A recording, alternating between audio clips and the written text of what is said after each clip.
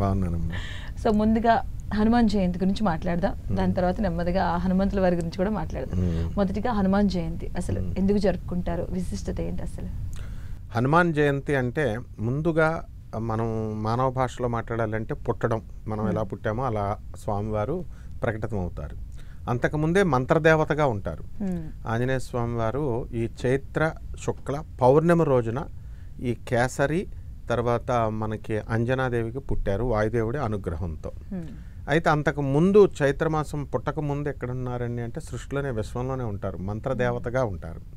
ఆ తర్వాత ఈ అవతారం అంతా కూడా ఈ అవతారము చాలించేంత వరకు కూడా చిరంజీవి అనమాట ఆయన. అంటే మిగతా అవతారాలు రాముల వారి అవతారం ఆయన అవతారం ముగించేస్తారు, కృష్ణుడు ముగించేస్తాడు. కానీ ఆంజనేయ స్వామి వారు మాత్రం అవతారం చాలించారు, చిరంజీవిగా ఉంటారు.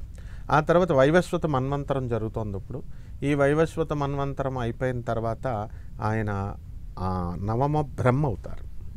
అంటే 9వ బ్రహ్మ. ఇప్పుడు బ్రహ్మదేవుడు డ్యూటీ దిగిపోతాడు అనమాట, ఆయన మరణిస్తాడు ఆయన.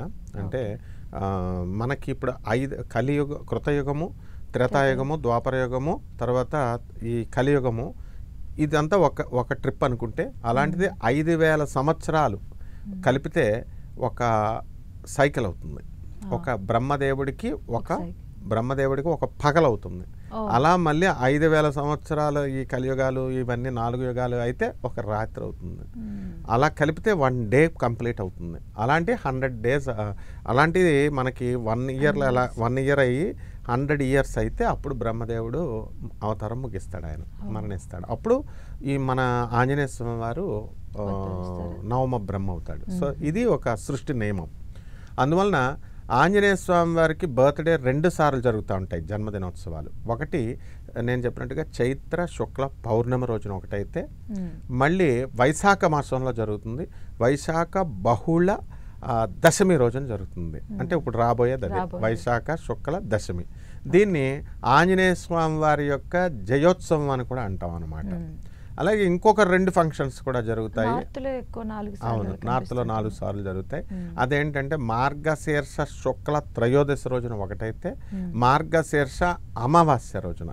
అందువలన వీళ్ళంతా కూడా ఇది ఎందువల్ల వచ్చింది అని అంటే క్యాలెండర్ దృక్ సిద్ధాంతం ప్రకారము సూర్యుడిని బేస్ చేసుకొని మనం చెబుతాము. దాని ప్రకారం చైత్ర శుక్ల పౌర్ణమి రోజున జరుగుతుందన్నమాట. సో అలాగే ఆంజనేయ స్వామి వారికి ఆయన అనగానే ఎవరు అని అంటే ఒక డివోటీగా ఫస్ట్ ఆయన మనకు పరిచయం. డివోటీగా ఉండి ఆయన భక్తుడిగా ఉంటూ దేవుడయ్యాడు. మిగతా వాళ్ళందరూ కూడా డైరెక్ట్ దేవుళ్ళు. కానీ ఈయన రామచంద్ర ప్రభువుకి తర్వాత ఆయన డివోషన్ ఎంత డివోషన్ అంటే అన్వావరింగ్ డివోషన్ అంటారు.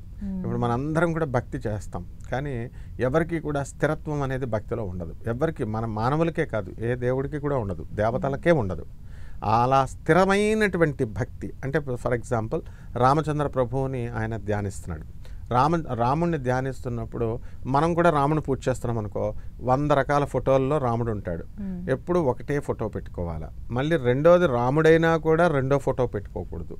ఆ విధంగా ఆంజనేయ స్వామి వారి కాన్సంట్రేషన్కి ప్రతీక.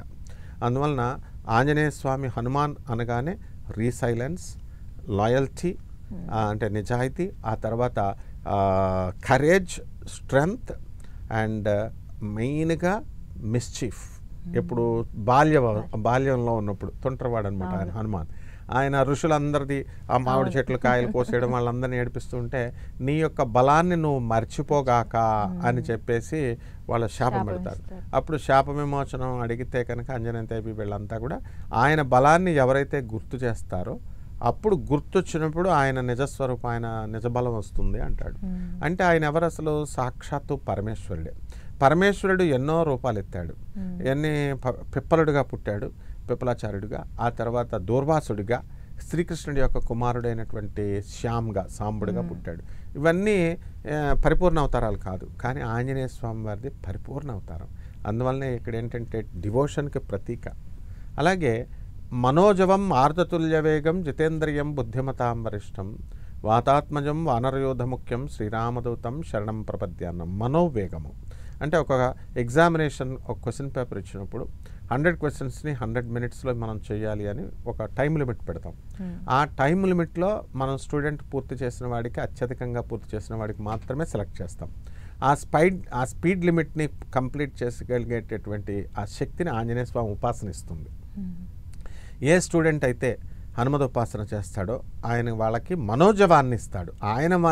ఆయన మనసంత స్పీడ్గా వెళ్ళడం కాదు, ఆయన డివోషన్ చేసినటువంటి వాళ్ళకి మనోవేగాన్ని ఇస్తాడనమాట. అంటే అంత స్పీడ్ ఇస్తాడు.